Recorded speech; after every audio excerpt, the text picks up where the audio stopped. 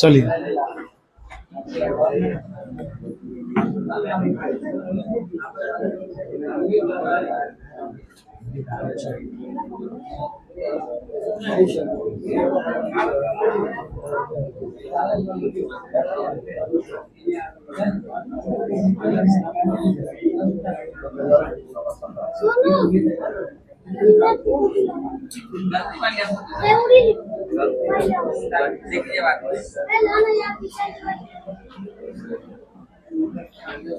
Transistor का प्रयोग oscillator के रूप में होता है।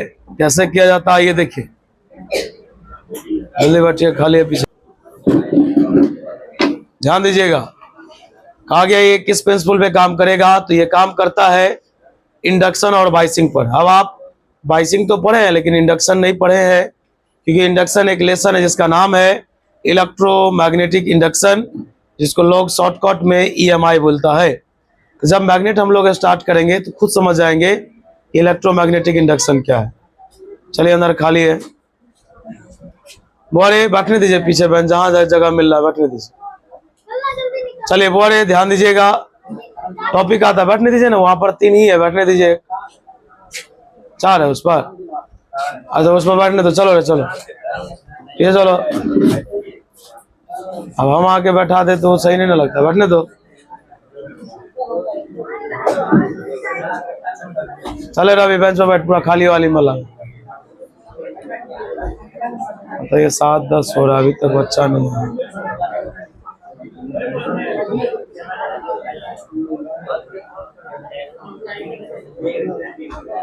चले देखिए यहाँ,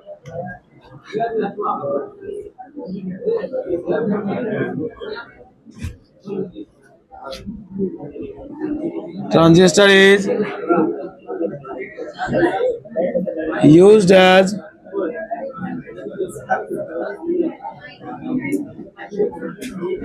oscillator because current varies from, बदलता है, मिनिमम टू या मैक्सिमम टू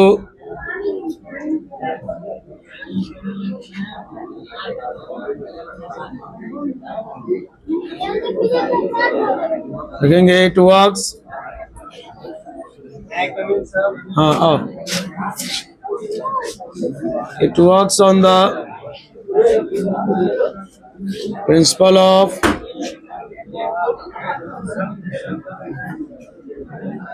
इंडक्शन एंड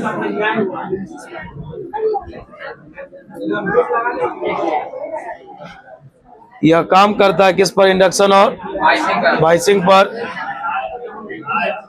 कितना हल्ला कर रहा है देखिए।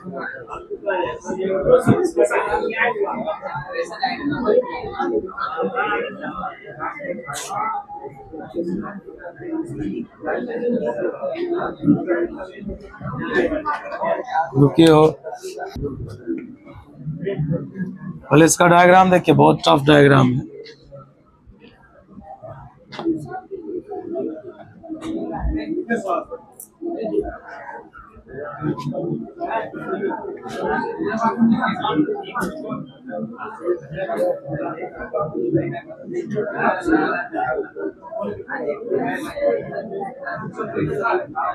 दूर यार, शांत रहो ना यार, इतना काहे बोलता है।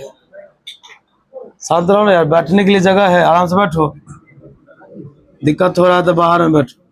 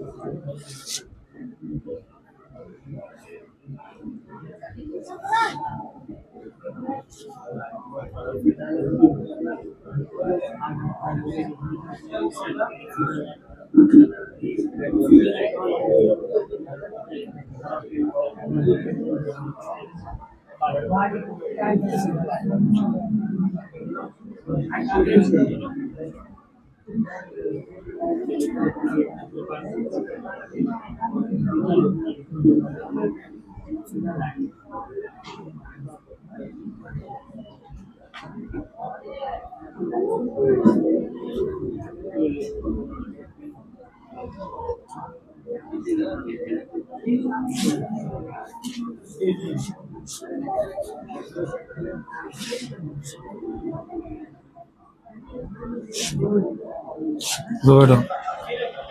Good.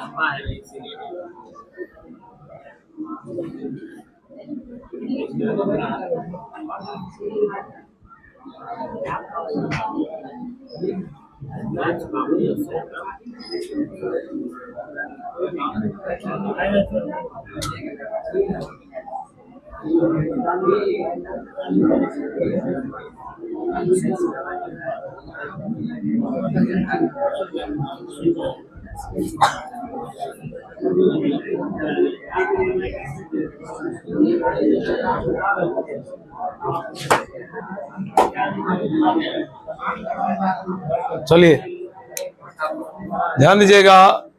कहा गया ट्रांजिस्टर कितने प्रकार के होते हैं? दो प्रकार के, पीएनपी और एनपीएन। शांति सुनिएगा। आपको जो ये दिख रहा है ना, देखिए सब पढ़ाया जाएगा। कुछ लेसन ये है कि हम मॉडर्न पढ़ाने लगे, हम तो मॉडर्न फिजिक्स में आ गए। हम लोग मैग्नेट तो अभी नहीं पढ़े हैं। मैग्नेट जब पढ़िएगा तो वहां पर या उससे पहले आप कहीं भी पढ़े होंगे या यहाँ पढ़े होंगे तो आपको कैपेसिटर पढ़ाया गया होगा, जिसको कंडेंसर लोग बोलता है। दूसरा होता है रजिस्टर, तीसरा होता है सेल, इंडक्टर। इस सब का ना अपना ग्रुपिंग होता है, सबका सिंबल होता है। ये जो तार के जैसा दिख रहे ना ऐसा, ये इंडक्टर है। इंडक्टर को लोग एल से दिखाता है, किसे? रजिस्टर को लोग आर से दिखाता है ना, इंडक्टर को लोग किसे दिखाता है? खैर चलिए, तो आ गया यह एक ट्रांजिस्टर है, लेकिन यह एनपीएन ट्रांजिस्टर है। कैसा ट्रांजिस्टर? जिस एनपीएन ट्रांजिस्टर में मैं देख रहा हूं क्या कि इमीटर कॉमन है, अर्थात इमीटर का कोई काम, देख सकते हैं इमीटर किसी से कनेक्टेड। और ये जो बेस दिख रहा है, इस बेस को एक सर्किट से कंप्लीट करवाया गया, कनेक्ट करवाया गया। ध्यान दीजिएगा। हाँ, और भी है, आप ही बैठिए, बैठ जाइए यहीं पर। चलिए, तो कहा गया कि बेस को कनेक्ट किया गया एक सर्किट से, और उस सर्किट का नाम है एलसी सर्किट। क्या नाम है? अभी जस्ट इस लेसन के कंप्लीट होने के तुरंत बाद, मतलब अभी कंप्लीट करेंगे तुरंत बाद, आज नहीं तो कल एक लेसन स्टार्ट होगा जिसका नाम है अल्टरनेटिंग करंट। क्या नाम है? यानी एसी, 7वां नंबर लेसन है, फर्स्ट वॉल्यूम का 7वां। वो जो एसी लेसन आप पढ़िएगा उसमें खाली आपको सर्किटें पढ़ाया जाएगा। नाम होगा RC circuit, LC circuit, LCR circuit, resistive circuit, capacitive circuit, inductive circuit. तो ये जो सर्किट है इसका नाम है एलसी सर्किट। एल मतलब इंडक्टर और सी मतलब कैपेसिटर। तो आपने क्या सुना कि यह एनपीएन ट्रांजिस्टर से बना है, जिसमें इमीटर कॉमन है, उसका कोई काम नहीं है, और बेस को कनेक्ट किया गया है एलसी सर्किट से, और कलेक्टर को कनेक्ट किया गया है एक वायर से, जिस वायर का इंडक्टेंस एल डैश है। कितना? मैं नहीं लिख पाया, एल डैश है। फिर मैंने क्या किया कि इस वायर को और इस सर्किट को मैंने एक तार से कनेक्ट किया। एल डैश को और एलसी सर्किट को मैंने एक वायर से कनेक्ट किया, जिस वायर का नाम है कपलिंग। इसको लोग कपलिंग बोलता है। उसके बाद कहा गया कि जैसे ही आप एलसी सर्किट को सेल से जोड़िएगा तो इसमें उचित मात्रा में जो करंट पास करना चाहिए वो पास होना शुरू हो जाएगा। और यही इस सर्किट का उद्देश्य है, क्योंकि इसका डेफिनेशन कहता है कि ट्रांजिस्टर का प्रयोग ऑसिलेटर में इसलिए होता है क्योंकि करंट मिनिमम से मैक्सिमम जाता है या मैक्सिमम से मिनिमम जाता है। तो जिसका जो आप मान लीजिए आप एक टेस्टर खरीद के लाए, देखते होगा हर बिजली मिस्त्री के पास कुछ हो या ना हो दो चीज जरूर आता है, पिलास और टेस्टर। पिलास से वायर को सही से काट सकता है, कोई भी वायर को काट सकता है, उसका हैवी पिलास रहता है। और टेस्टर से ये चेक कर सकता है कि लाइट है या, बाकी वो सब काम करता है श्योर। अब आप बताइए कि अगर वो टेस्टर, देखिए बीच में आवाज नहीं कीजिएगा, टेस्टर मैंने यहाँ अप्लाई किया और उसका बल्ब अंदर वाला नहीं जला तो मिस्त्री समझेगा कि लाइट नहीं है। अगर बल्ब जल गया इसका मतलब टेस्टर ठीक ठाक है, लाइट होने के बावजूद नहीं जला इसका मतलब टेस्टर खराब है। तो इसका परिभाषा का उद्देश्य क्या था कि आप मान लीजिए, लोग पूछेगा आप मार्कर का प्रयोग लिखने के रूप में करते हैं क्यों? क्योंकि ये थोड़ा अच्छा दिखता है, लिखने में स्मूथ होता है। लोग आपसे कैमलिन का और भी मार्कर का तुलना पूछे इसका क्या एडवांटेज है, क्योंकि ये स्मूथली चलता है, ज्यादा मुलायम होता है। दूसरा इसका लॉन्ग लाइफ है, ज्यादा दिन तक टिकाऊ भी कर सकते हैं। ये कम इंक कंज्यूम करता है, जो आप बोल सकते हैं, जो ऐसा होता है क्या। उसी प्रकार इसका कहना है कि ट्रांजिस्टर का प्रयोग ऑसिलेटर में आप क्यों करते हैं या कैसे होता है। तो ट्रांजिस्टर का प्रयोग ऑसिलेटर में इसलिए किया जाता है, बहुत सारे रीजन इसके लिखा सकते हैं टीचर लोग, लेकिन मैंने रीजन यही देखा कि करंट का खेला होता है, करंट फ्लो करता है बस, चाहे मिनिमम से मैक्सिमम हो या मैक्सिमम से। आप एक काम करेंगे, तब तक हम चाय पी लेते फिर लैंग्वेज लिखे रखी तरह। तो चलिए ना हम इसका लैंग्वेज लिखते हैं, आपको समझ में आ जाएगा। इट कंसिस्ट ऑफ, बना होता है एनपीएन ट्रांजिस्टर इन विच, जिसमें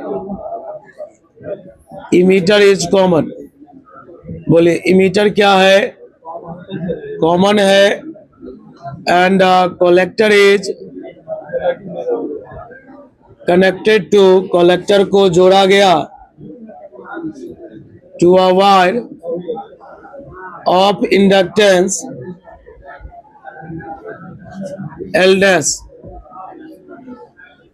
and the base is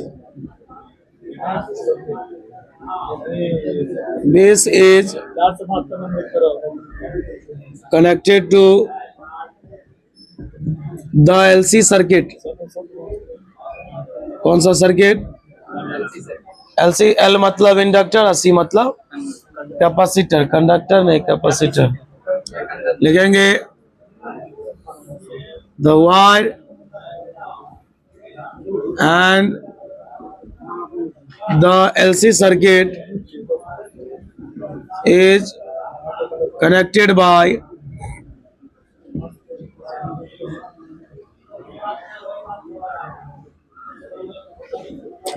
wire which is known as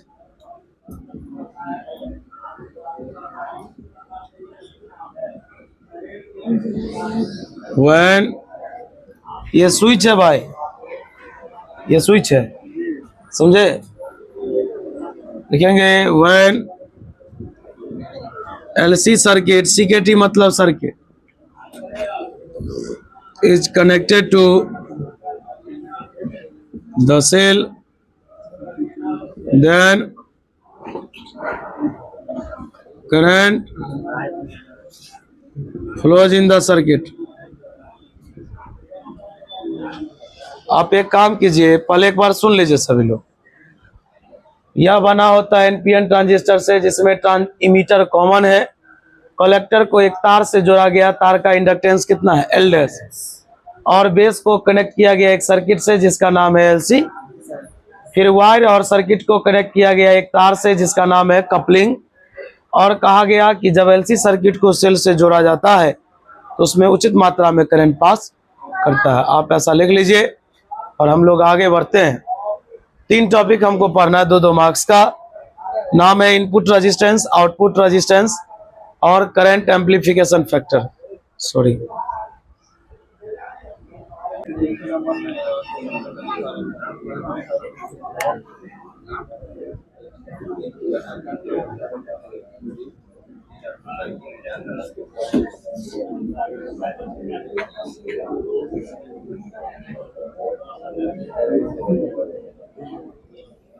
topic का नाम है इनपुट रेजिस्टेंस। बोरे टॉपिक पढ़ाने से पहले इसके बारे में बता दूं आपको, ये आपको ना याद नहीं होगा तब तक जब तक कि आपको इसका फॉर्मूला नहीं पता होगा, है ना। फॉर्मूला देख के ही लोग डिफिनीशन लिखता है, इसका थोड़ा सा टफ है क्योंकि तीन टॉपिक ऐसे हैं जो तीनों सिमिलर ही है, थोड़ा थोड़ा सा अंतर है।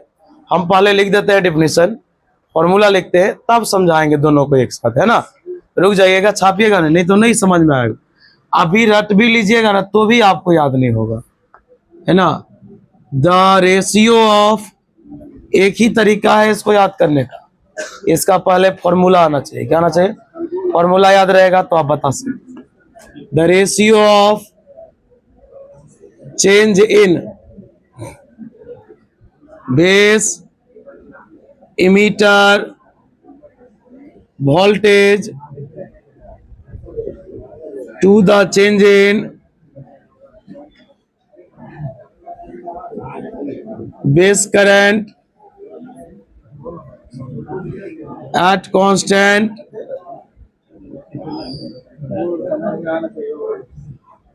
collector emitter voltage, collector emitter voltage is called input resistance. नहीं समझ पाइएगा लेकिन फॉर्मूला लिखेंगे तो समझा देंगे। हियर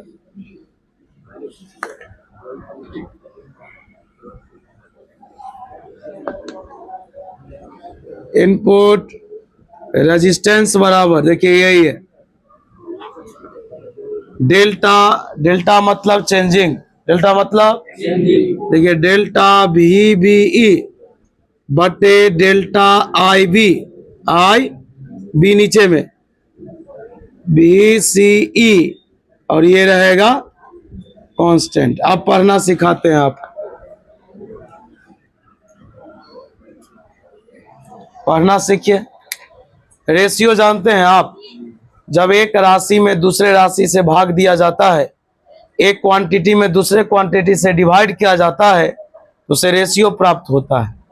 ये भी डिवाइड ही किया जा रहा है तो पहले बीच वाला बोला जाता है। पढ़िए, द रेशियो ऑफ, डेल्टा मतलब चेंजिंग यानी चेंज इन, किसमें? Base emitter voltage, base emitter to the change in, to the base current, to the change in at constant collector emitter voltage. अब आप बताइए, पहले लोग मिडल वाला पढ़ता है, ये क्या लिखा हुआ? पढ़िए, कलेक्टर इमीटर मतलब क्या कहा गया? वीवी और आईवी का जो रेशियो है, जब वीसी कांस्टेंट है, वीसी कांस्टेंट है तो लोग इस रेशियो को क्या बोलता है? अगर आपको ये याद रहेगा ना आप ये लिख सकते हैं, ये याद ही नहीं होगा आप छापिए ना, पहले दूसरा भी लिख ही दीजिए हेडिंग, तो छापिए।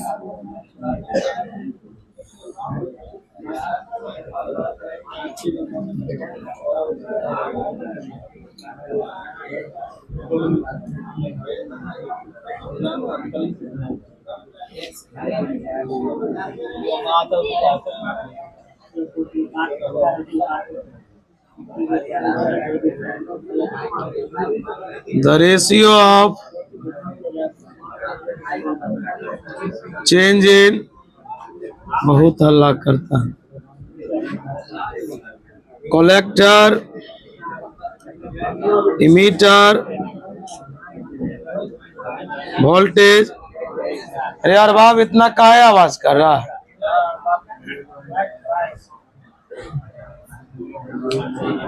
Hello, change in collector emitter voltage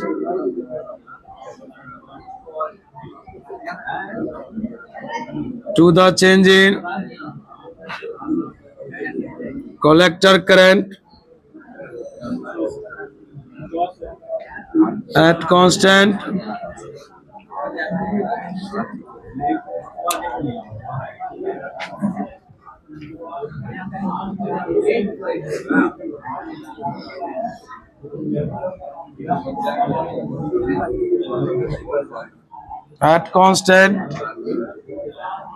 base current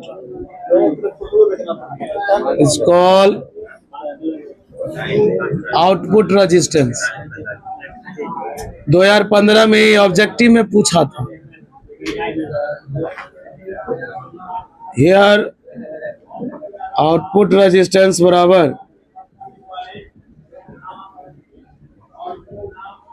delta we से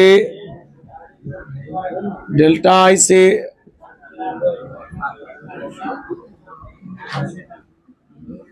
आर नॉट डेल्टा वी से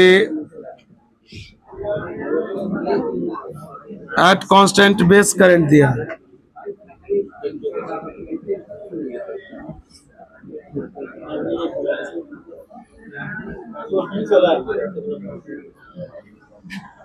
इधर वाला मिटा दे, ये वाला हो।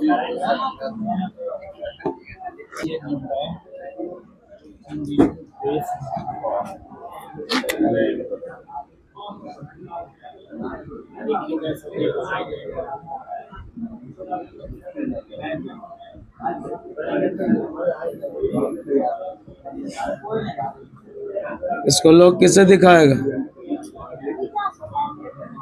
अच्छा, आपके सिलेबस का, आपके लेसन का ये लास्ट टॉपिक है। ये लेसन आपका हो जाएगा अभी खत्म। आपका शुरुआत का 3 लेसन, मॉडर्न का 4 लेसन, 4 3 दो 4 को 500 ग्राम वाला है, वो 2 ही दिन में खत्म होने वाला है। इसका अभी लिखी देखिए, फिर बोल देता हूं। हम जैसे बोलते हैं वैसे देखिएगा, बाकी अगर आपको इसी से याद हो जाए तो और खुशी की बात। फॉर्मूला पहले याद कर लीजिएगा, तब डेफिनेशन। फॉर्मूला से जल्दी लिख लीजिएगा, नहीं गलती होगा, और नहीं तो सब एक के रंग है, बाद में सब गड़बड़ा जाए। The ratio of change in collector current to the change in, are not पढ़ेंगे, to the change in base current at constant collector emitter voltage, collector emitter voltage is called current amplification, current amplification factor। देखिए क्या बोल रहा है, इन्हें कहिएगा नहीं समझा है। देखिए कह रहा है कि जो कलेक्टर करंट होगा, जो बेस करंट होगा, दोनों का जो चेंजिंग का रेशियो है, जब VC क्या हो, कांस्टेंट हो, इसी रेशियो को लोग क्या बोलता है, करंट एम्प्लीफिकेशन। बोरे आपका इलेक्शन खत्म हुआ। चलिए राम दुलार, उसको चेंगा को इधर घुमाओ। बता ही रहे थे, इस लेसन में आप लोग स्टार्ट से ही आए हुए हैं। बोले सेमीकंडक्टर क्या है, एनर्जी बैंड क्या है, कंडक्शन बैलेंस बैंड क्या है, और उस पर कंडक्टर, इंसुलेटर और सेमीकंडक्टर का परिभाषा क्या है, पढ़ लिए। होल क्या है, सेमीकंडक्टर का गुण क्या है, सेमीकंडक्टर है कितने प्रकार के हैं, इंट्रिंसिक एक्सट्रिंसिक पढ़ा दिया गया। P type N type, P type N type में डिफरेंस पढ़ाया गया। पीएन जंक्शन का यूज पढ़ाया गया। डायोड पढ़ाया गया, एलईडी पढ़ाया गया, बाइसिंग है, रेक्टिफायर है, इन्वर्टर है। उसके बाद जब हम लोग आगे बढ़े तो लॉजिक गेट पढ़े पूरा कंप्लीटली। बाइनरी नंबर का जोड़ पढ़े रे, उसके बाद डोपिंग पढ़ाया गया, डोपेंट पढ़ाया गया, कल होके सेमीकंडक्टर का अलग टाइप्स बताया गया, एलिमेंटल और कंपाउंड ट्रांजिस्टर का प्रयोग इंसुलेटर में होता है, ऑसिलेटर में। उसके बाद इनपुट रेजिस्टेंस, आउटपुट रेजिस्टेंस और करंट एम्प्लीफिकेशन फैक्टर। बड़े जितने भी चीजें हैं सबको बता दिया गया। अगर इसके अलावा भी कोई चीज बच जाती है तो उस पर मेरा ध्यान रहेगा। क्या बच जाती है मुझे याद है, हम आपको एक्स्ट्रा नोट्स में प्रोवाइड करेंगे। एम्पलीफायर क्या है ये सब पढ़ाया जाएगा। चलिए हम लोग कल दिन भी अच्छा है, ध्यान दीजिएगा। कल से इंट्रोडक्शन देंगे अल्टरनेटिंग करंट का। फिर मैं आपको बता दूं एक बार, जितने भी सज्जन क्लास इरेगुलर वे में आते हैं उनको समस्याएं गंभीर होने वाली है। इस बात को हमेशा ख्याल रखिएगा, क्योंकि एक्सपीरियंस बोलता है, मजाक नहीं। सुनिए, टॉपिक अपना रिमेंबर कीजिए, सुनाइए भी। और साथ ही साथ बहुत ऐसे भी स्टूडेंट हैं जो शुरुआत से पढ़ रहे हैं लेकिन उनका एक भी फी अपडेट नहीं है, ना उनका एडमिशन फॉर्म अपडेट है। देखिए, हम आपको क्लियरेंस बता दिए हैं, लेसन पढ़ाते जाएंगे, सब चीज बता दिया जाएगा। ऑप्टिक्स आपको नहीं पढ़ाया जाएगा अगर आपका कोई भी चीज अपडेट नहीं रहता है तो। ये पहले ही मैंने आपको बता दिया, इसलिए आप समझते हैं। देखिए, बहुत बच्चे ऐसे भी समझते हैं इधर यार अभी दे दिए, ऐसा दे दिए। नहीं, आप मेरे हिसाब को नहीं जानते। हम मैथ पढ़ाते हैं, आप नहीं। मेरा हर एक हिसाब बहुत तगड़ा होता है। हम जानते सब कुछ है, बोलते बहुत कम है। बात समझे? हम हर चीज जानते हैं कि बंदा कहाँ क्या करता है, कहाँ क्या कर रहा है, क्या करने वाला है। हमारे एक्टिविटी को क्लास में जरूर परख लेते हैं, बाहर आप क्या करते हैं माइंड नहीं करते हैं हम। इसलिए एक चीज याद रखिएगा, आपको ही पता होना चाहिए। सुनिए, आपको ही पता होना चाहिए कि जो बंदा 12 घंटा 13 घंटा अपना समय पढ़ाने में देगा तो स्वाभाविक है ना भाई कि वो पैसे की भी मांग करेगा। ये सत्य है। अगर आपको मैं मजदूरी करवाऊं, कहीं पे काम करवाऊं, क्या लगता है कि आप 2 से 3 दिन वीकली 1 से 2 दिन फ्री में पढ़ा दीजिएगा? बाकी आपसे पॉसिबल नहीं है। आप कहीं भी काम करके देखिए, आप किसी का सामान लीजिए, आप 10 दिन का टाइम दीजिए, 10 से 11 दिन होगा, 12 दिन होगा, बहुत नजदीक होगा, नोक नहीं करेगा। 1 महीना पूरेगा, आपसे नोक करेगा, श्रीमान आपने अभी तक अपडेट नहीं किया है। ये बात सत्य है। आप लोगों को फुल्ली फ्रीडम के साथ पढ़ाया जाता है। बिलीव ना हो तो आप ऑनलाइन क्लास को जानते होइएगा। ऑनलाइन क्लास में मंथली फी नहीं लेता है, पहले अपडेट करवा लिया जाता है। बात समझे? चाहे वो 2 रुपया में क्लास दे या 2000 में दे। एक दूसरा, आप पटना मार्केट कभी क्लास नहीं किए हैं, कोई अगर आपका मित्र करता हो, एक बार उनसे सलाह लीजिएगा कि भाई आप फी किस शेड्यूल में अपडेट करते हैं। तो उसका कहना होगा कि भाई मंथ स्टार्ट हुआ, अगर 3 से 4 5 के बीच में नहीं अपडेट किया आपको बाहर कर दिया जाएगा। अभी भी ये शेड्यूल है, लेकिन यहाँ पर ऐसा कुछ नहीं होता है। यहाँ पर कहा जाता है कि आप मंथ कंप्लीट कीजिए, उसके बाद आप अपडेट कीजिए। अगर उसके बावजूद भी आप डिले हो जाते हैं तो ये सब थोड़ा दुख की बात होती है ना। कहिएगा क्यों? क्योंकि आपको पता होगा, छोटा सा बात बताते हैं, हम भी बहुत ऐसा रही, आप लोग के आशीर्वाद से बहुत कमाते हैं हम, ये बात याद रखिएगा। लेकिन यहाँ पे आपको पता होगा कि छोटा सा रूम रेंट के लिए 10 तारीख को पे करना होता है। तो 10 तारीख में 10 बजने के बाद 10 मिनट भी मनोज सर वेट नहीं करते, आपको पता है ना। बहुत सारे बच्चे जानते होंगे यहाँ 10 तारीख को 10 बजे में 10 बज गया 10 मिनट भी वो वेट नहीं कर सकते हैं। आप इससे आप अंदाजा लगाइए कि जो इंसान इतना कमाते हैं वो 10 मिनट भी वेट नहीं कर सकते हैं। आप बताइए, मैं सैकड़ा बच्चे को पढ़ाता हूँ, अब हम कैसे वेट करें? बहुत सारे दिक्कतें हैं, मेरे कान तक आया है। जिनको कोई दिक्कत है अपडेट में तो उसके लिए कोई प्रॉब्लम है, हमको बात हो चुकी है बहुत सारे से, तो वो अपना रिली पढ़िए, है ना। जब आपके पास होगा आप कर सकते व्यवस्था, लेकिन जिनके पास है और वो कर नहीं रहे दिक्कत है। आपको